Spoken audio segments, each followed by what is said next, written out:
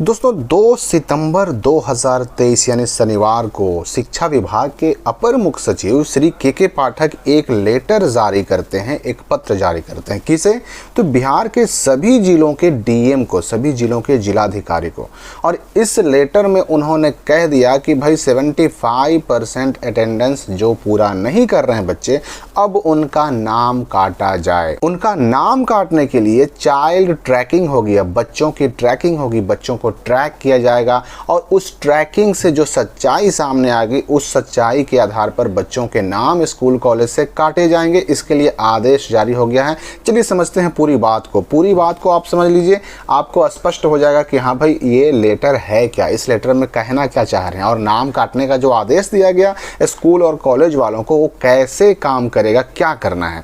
देखिए इस बारे में, स्कूलों कॉलेजों के बारे में वो जिलाधिकारी को पत्र लिख रहे हैं और ये पत्र में क्या कहते हैं कि 1 जुलाई 2023 से लगातार चेक करने, विद्यालयों कॉलेजों को चेक करने की, चेकिंग की व्यवस्था की गई है।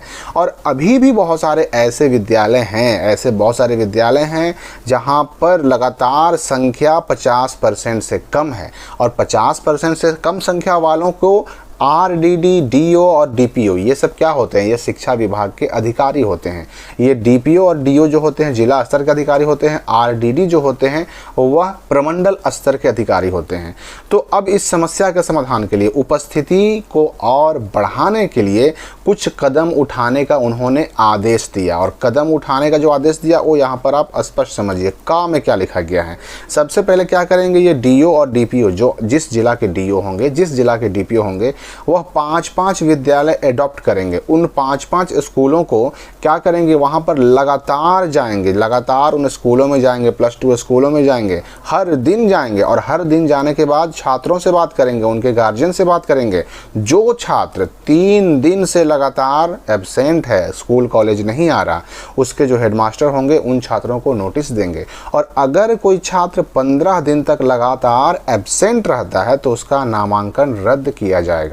अब यहाँ पर आप सोच रहे होंगे कि भाई 15 दिन लगातार एब्सेंट रहेंगे तब ना, हम 15 दिन में बीच में 1 दिन 2 दिन चले जाएंगे, अटेंडेंस बन जाएगा, हमारा जो नामांकन है, हमारा जो एडमिशन है, नाम है, वो बचा रहेगा। नहीं, इसका भी तोड़ उन्होंने निकाल लिया कि आप अब नाम बचाने के लिए 15 दिन में 1 बार 2 बार जा करके और हाजिरी बना लिए और सोच रहे हैं कि काम चल जाएगा, तो ऐसा भी नहीं है। देखिए खा में उन्होंने क्या कहा, यहाँ पर स्पष्ट हो जाएगा।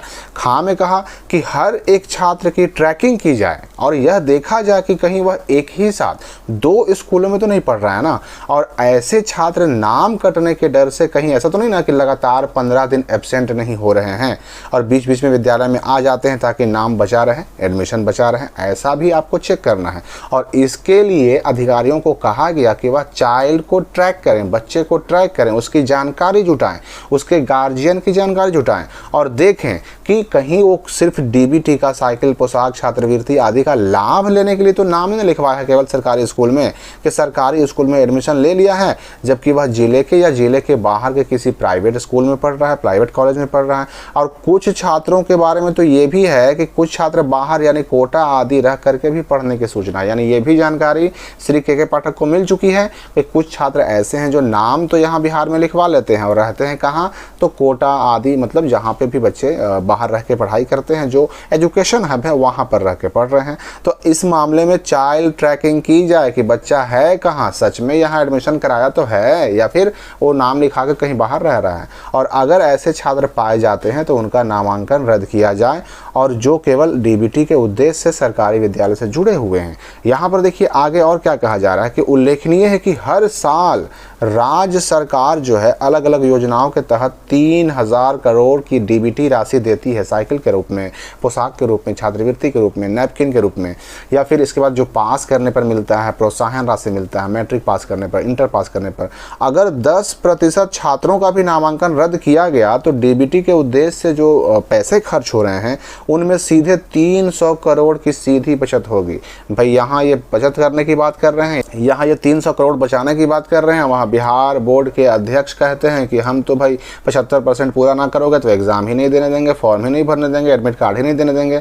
तो इसलिए यहाँ पर अब इस नियम को और सख्त किया गया, नाम काटने की बात कह गई। देखिए गाँव में फिर क्या कहा जा रहा है कि जिला मुख्यालय के आरडीडी से भी अनुरोध किया जाए कि वह भी 5 विद्यालयों को अपने अंडर में लें, एडॉप्ट करें और इन इन सारी बातों को अगर पूरे निष्कर्ष के साथ निकाला जाए तो एक बात क्लियर हो जाती है कि अगर कोई बच्चा अब स्कूल या कॉलेज नहीं जाता है तो उसका नाम काटने की कार्रवाई शुरू हो चुकी है। और नाम काटने के लिए सीधे आदेश दे दिया गया कि अगर लगातार 15 दिन अनुपस्थित रहता है तो उसका नाम काटा जाए, और अगर 15 दिन में बीच में एक बार दो बार आ जाता है स्कूल कॉलेज तो ऐसे बच्चों को ट्रैक किया जाए कि वो सच में हमारे यहाँ आ रहा है, तो सच में यहाँ पढ़ता है रह करके या कहीं बाहर रह के पढ़ता है, या दो जगह पर नाम तो नहीं लिखवाए हुए है, कहीं ऐसा तो नहीं ना कि कहीं और क्लास कर रहा हो। तो ऐसी स्थिति में ट्रैक करना है और अगर सच्चाई पाई जाएगी तो उसका नाम काट के स्कूल कॉलेज से हटा देना है। मतलब नाम काटने की कार्रवाई शुरू हो गई। इसके लिए बिल्कुल खुला आदेश जो है जारी हो चुका है, इसलिए अब इसको हल्के में लेना बिल्कुल सही नहीं है। अगर आप चाहते हैं कि आपका एडमिशन बचा रहे, आपका नाम आपके स्कूल कॉलेज में बचा रहे, तो अपने स्कूल कॉलेज में जाइए, वहाँ क्लास कीजिए, तभी अब जो है आपको कोई भी लाभ भी मिलेगा, एग्ज़ाम भी दे पाएंगे और जो एडमिशन का फ़ायदा होता है यानी जो कोर्स पूरा करने की ज़रूरत होती है वो कोर्स भी पूरा हो पाएगा। वरना नाम ही नहीं रहेगा तो ना आप एग्ज़ाम दे पाएंगे और ना एग्ज़ाम देंगे तो ना कोई फ़ायदा मिलेगा। तो यहाँ पर शिक्षा विभाग कह रहा है कि भाई हम कोई लाभ नहीं देंगे, हम नाम काट देंगे, और उधर बिहार बोर्ड कह रहा है कि 75% पूरा ना होगा तो हम एग्ज़ाम नहीं देने देंगे। मतलब 75% अटेंडेंस पूरा करना बहुत ज़रूरी हो गया है। फिलहाल इस वीडियो को इतना ही, मिलते हैं हम अगली वीडियो में।